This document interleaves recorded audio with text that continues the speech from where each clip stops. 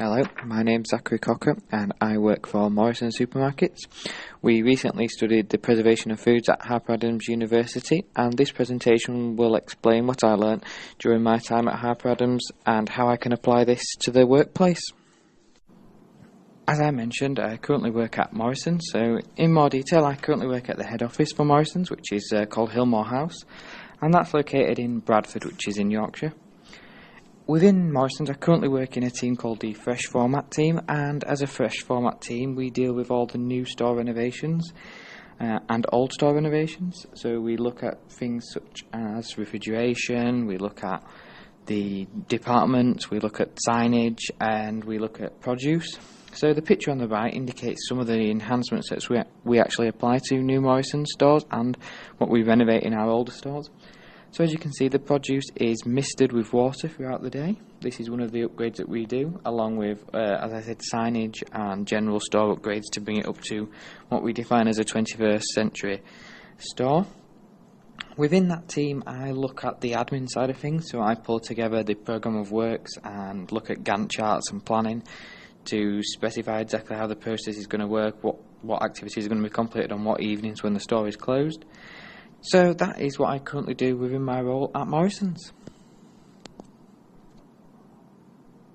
So as I mentioned, we spent a week down at Harper and in this slide I'm going to talk about what we learnt during that week.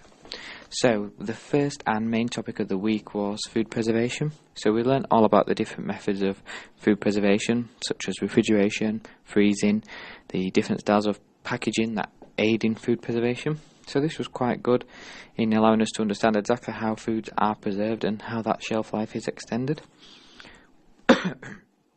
We then went on to learn about quality assurance, and this was at a farm level. So in order to demonstrate this, we went to look at the chickens and the pigs and look at their living conditions, how they're kept.